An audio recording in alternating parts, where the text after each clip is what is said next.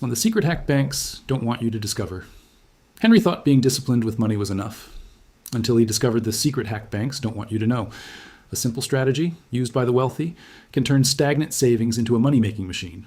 Watch as he uncovers hidden leverage, compounding, and liquidity tricks that could change your financial future forever.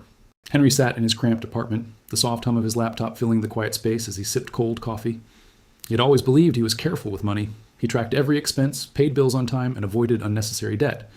His paycheck came consistently, month after month, and he diligently set aside a portion in his savings account. On the surface, he looked disciplined, responsible, and financially secure. Yet, despite years of careful planning, his savings seemed stagnant, barely keeping up with his bills and his goals. Buying a home, investing, or traveling felt permanently out of reach. He stared at the numbers, frustrated, wondering why following every rule wasn't enough. The first shock came when he examined his savings account. Less than 0.5% annual interest, barely enough to offset inflation, meant that his money was quietly losing value over time. Each small fee, service charges, ATM costs, monthly maintenance, eroded his balance even further. He realized that the system he trusted, the very bank he thought was safeguarding his future, was quietly working against him. Every month, a small but steady drain ate away at his security. The realization hit hard. His financial discipline, while commendable, wasn't sufficient. To see the impact clearly, Henry ran a small calculation. Depositing $10,000 in his savings account at 0.5% interest for 1 year, factoring in inflation of around 4%, left him with the purchasing power equivalent of roughly $9,605. Add in minor fees and automatic charges, and the erosion was closer to $400, $500 per year. The numbers were simple, yet the truth was startling. Money that felt safe was quietly losing value, and the system rewarded those who knew how to manipulate it, while ordinary savers remained trapped. Henry's next step was examining his credit habits. Though he avoided high-interest debt, minor overdrafts and automatic loan payments followed the same pattern. The bank benefited continuously, while his gains were negligible. He started reading about leverage, compounding, liquidity, and information asymmetry. He discovered that banks use leverage to multiply capital, compounding to grow it exponentially, liquidity to access cash flow advantageously, and proprietary data to guide every decision. Ordinary consumers rarely had access to these tools or insights, leaving them at a subtle disadvantage. This sparked a revelation for Henry. Financial stagnation wasn't the result of laziness or poor judgment. It was the predictable outcome of using a system without understanding it. Discipline alone couldn't overcome structural disadvantages. Awareness was critical. To understand his own financial position fully, he created a detailed map of his income and expenses, tracking every dollar. The exercise revealed that, even with careful budgeting, roughly 15% of his income was quietly being lost to low-interest stagnation, fees, and unnoticed drains. He started making changes. He switched to a fee-free checking account, canceled unused subscriptions, automated payments to avoid accidental overdrafts, and allocated a portion of his savings into a diversified, higher-yield investment account. Even small changes produced a sense of empowerment.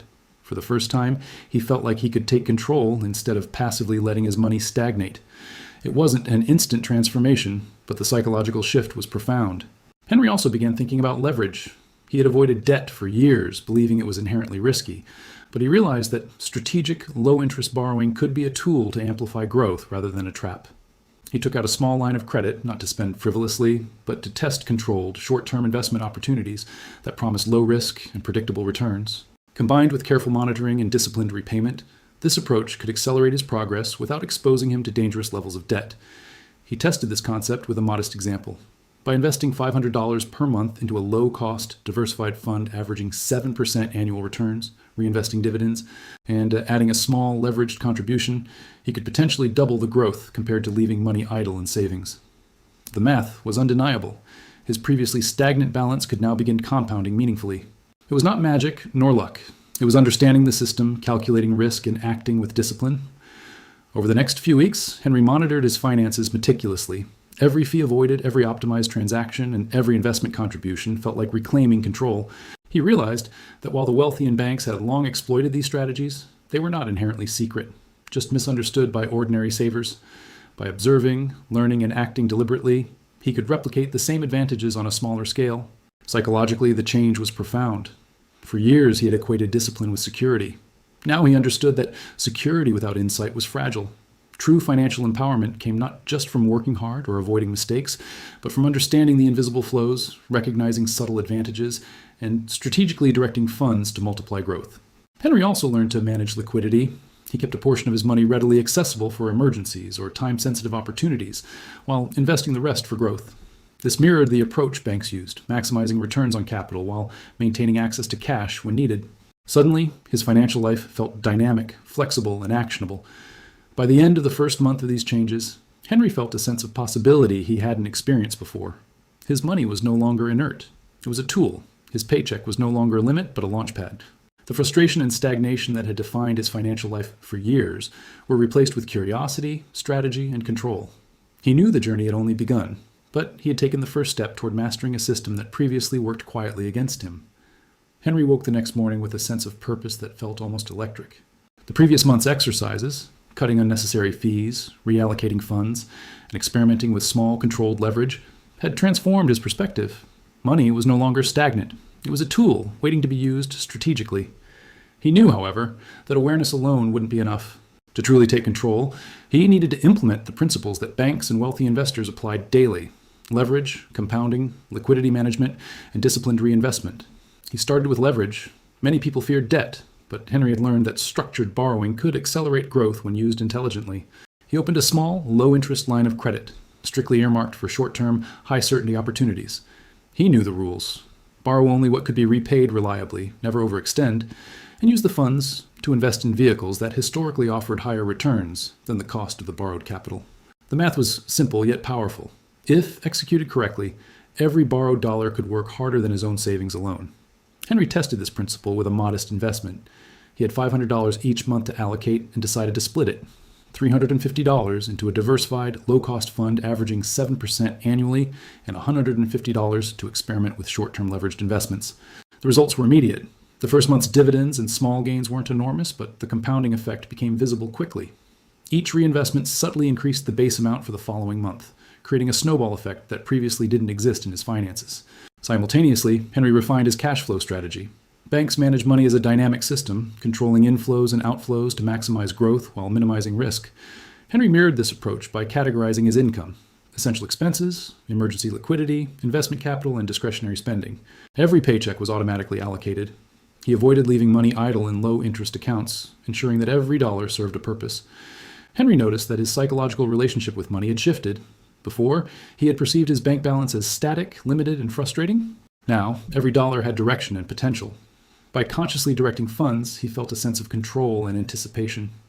Each morning, he reviewed his investments and liquidity accounts, monitoring growth, adjusting allocations, and exploring low-risk opportunities for additional returns. This daily attention, small but consistent, multiplied his effectiveness far beyond what raw income could achieve. One particularly revealing exercise was a comparison Henry conducted to see the power of compounding versus stagnation. He modeled two scenarios. In the first, he continued depositing $500 per month into a standard savings account with 0.5% interest. After 10 years, the balance would total roughly $61,500, barely keeping pace with inflation.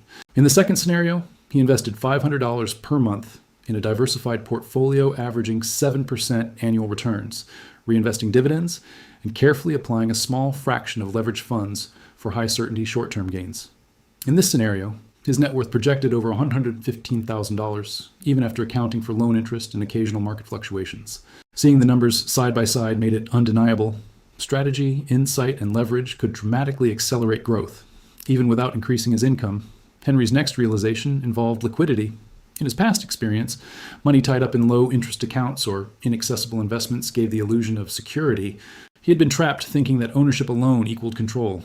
By keeping a portion of his capital highly liquid, he preserved flexibility for emergencies or time-sensitive opportunities. This mimicked the banking system, where liquidity is maintained even as large sums are invested elsewhere to earn higher returns. The balance between growth and access became a cornerstone of Henry's new financial strategy. He also discovered the subtle psychological advantages of reinvesting consistently. Compounding worked not only mathematically, but mentally.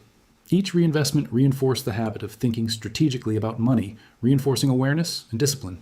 He could see how the wealthy grew their assets without taking unnecessary risk. They used time and compounding to their advantage while maintaining control over liquidity and risk exposure. Henry realized that he could replicate the system on his own, even with modest earnings. Within months, Henry observed tangible progress. His previously stagnant savings had started to grow noticeably. Small gains, reinvested consistently, created a rising trend.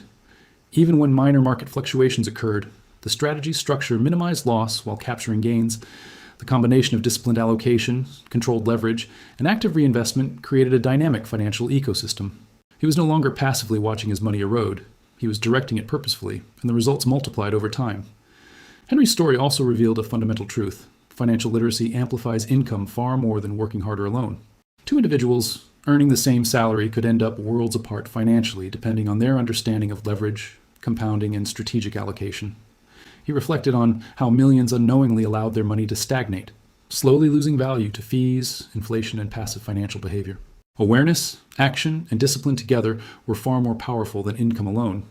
He experimented further, applying lessons to small, controlled opportunities. When a low-risk bond offering or a short-term market inefficiency appeared, he allocated small funds, testing outcomes carefully. Every success increased confidence and understanding. Every minor mistake was a learning experience.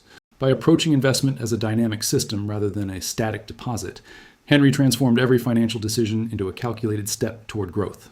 Psychologically, Henry felt liberated. Where once he had felt trapped, now he saw potential. The frustration, helplessness, and stagnation were replaced by momentum, curiosity, and control. Every action had purpose, every allocation was intentional, and every dollar contributed to growth. Money had become a tool rather than a source of anxiety. As months passed, the impact compounded. Henry maintained his disciplined savings habit, but now coupled it with active investment, reinvestment, and selective leverage. Liquidity and control gave him freedom to adapt. He no longer waited for external conditions to improve. He created conditions that worked in his favor. The system banks had used to quietly profit from ordinary savers became a blueprint he could replicate. Henry's transformation demonstrated the secret hack that banks didn't want ordinary customers to understand. The principles were simple: leverage intelligently, reinvest consistently, manage liquidity strategically, and cultivate financial awareness. Applied thoughtfully, these steps allowed ordinary earners to take control, accelerate growth, and escape the subtle traps that kept them stagnant. Through careful observation, calculation, and action, Henry's paycheck became a launch pad rather than a limit. Money, once a source of stress and frustration, had become a vehicle for opportunity. He was no longer a passive participant in his finances, but a strategist, actively directing every dollar toward measurable growth. In mastering the system, he had unlocked the secret that had long allowed banks and the wealthy to multiply wealth effortlessly.